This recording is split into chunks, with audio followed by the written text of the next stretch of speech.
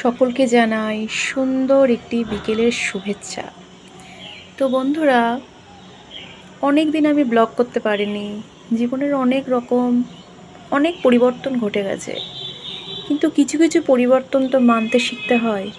তো সেই পরিবর্তন মানতেই বহুত সময় লেগে গেছে। আমাদের জীবনে প্রত্যেক দিন যেমন সূর্য ওঠে, সূর্য অস্ত যায়, ঠিক সেই রকমই প্রকৃতি দেখো একটা সুন্দর বিকাল, কি সুন্দর পাখি ডাকছে, সমস্ত কিছু মানুষের জীবনে উপহার দেয়। তো চলুন আজকে সারা দিনের ঘটনার মধ্যে একটা ছোট্ট ঘটনা আপনাদের সাথে শেয়ার করি। এই যে তুলসীর গাছটা দেখছেন না, এই গাছটা না প্রচণ্ড পরিমাণে শুকিয়ে গেছে। তো ঠিক করলাম এটা রাখা যাবে না, এটাকে তুলে ফেলতে হবে।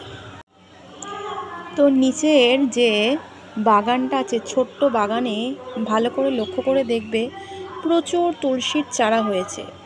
তো সেইখান থেকে আমি কিছু তুলসীর চারা কালেক্ট করে নিয়ে এসেছি, সেইটাই আজকে পুঁতে তোমাদের দেখাবো।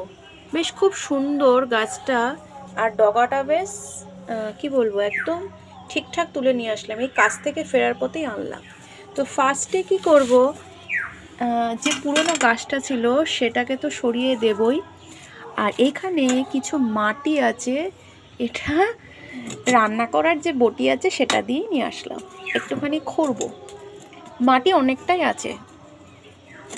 গাছপালা কি বলবো, গাছ পালন করা সত্যি ভালো লাগে, একটা বন্ধুর মতো।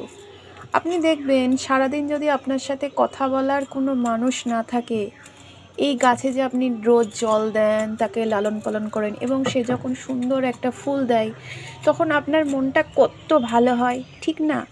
ঠিক সেই রকমের সারাদিনের কাজের মধ্যে এটাকে একটা সুকর্ম বলা যেতে পারে। এবং এটা করলে আপনি দেখবেন আপনার কি হয়, একাকিত্ব ফিলটা হবে না। তা আমি যতটা পারি মাটিটা একটু খুঁটে নিচ্ছি, আস্তে আস্তে আস্তে খুঁড়ে নিচ্ছি, কিছুটা ডেপথ মতো। আমাদের হিন্দু সমাজে প্রত্যেক দিন আমরা ঠাকুর পুজো করি, এবং তুলসী গাছ একটা না থাকলে কিন্তু সেই বাড়ির কি ঘরের সৌন্দর্য ঠিক আসে না। তো ঈশ্বর সাধনা যদি আমরা না করি, জীবনে অনেক কিছুই পাই না। বলতে পারেন আমাদের প্রত্যেকের একটা শান্তির জায়গা। তো এই তুলসী গাছটা পুঁতে আজকে ভালো লাগছে। অনেক দিন হলো গাছটা শুকিয়ে গেছে, তো ঠিক সেই রকম ঠাকুরকে নিবেদন করতে পারিনি। তো বন্ধুরা দেখো, এই হচ্ছে আমার একটা গাছ পোতা, তুলসীর চারা পোতা কমপ্লিট। এবার কি করব, হালকা করে জল দেব, দেখা যাক কতদিনে লাগে। সামান্য একটু জল নিয়ে এসেছি, আস্তে আস্তে অল্প করে দেব যাতে গাছটা লেগে যায়। আর একটা জিনিস লক্ষ্য করাচ্ছি, দেখো, তোমাদের অনেক দিন আগে বলেছিলাম খুব সুন্দর পুঁই মিছরি, দেখো অসম্ভব সুন্দর ফুল এসছে। এখনে খেতে না মায়া লাগছে, শুধু মনে হচ্ছে গাছের মধ্যে জিনিসটা থাক। আর একটা জিনিস ফলো করাচ্ছি, দেখো অসম্ভব সুন্দর ফুলগুলো হয়েছে। মেচুরির ফুল যে এত সুন্দর হয় তা আমি এই ফার্স্ট টাইম দেখলাম। তো যাই হোক, আমার এই ছোট্ট বাগানে এই কি বলবো, একটু জাস্ট কিছু সবজি বা কিছু ফুল সমস্ত কিছু তো তোমাদের সাথে শেয়ার করি। তো পরন্ত বিকেলে একটু গাছটায় জলও দিয়ে দিই। সারাদিনে তো কত ঘটনাই ঘটে, সারাদিনের মধ্যে এটাও কিন্তু একটা কাজ।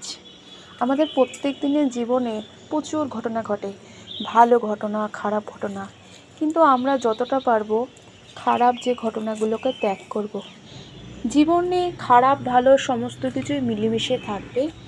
তো চলুন বন্ধুরা, আজকের ছোট্ট ঘটনাটা এবং ছোট্ট ভালো যে অনুভূতি, তুলসীর গাছ হচ্ছে শ্রীকৃষ্ণ রাধার, সে রাধার রূপ।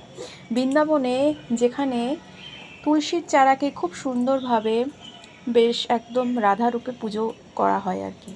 তো বন্ধুরা, আজকের মতো এখানে টাটা, বাই বাই। সকলকে আবারও জানাই একটি মিষ্টি মিষ্টি বিকালের খুব সুন্দর শীতের কি বলবো, উষ্ণ উষ্ণ শুভেচ্ছা।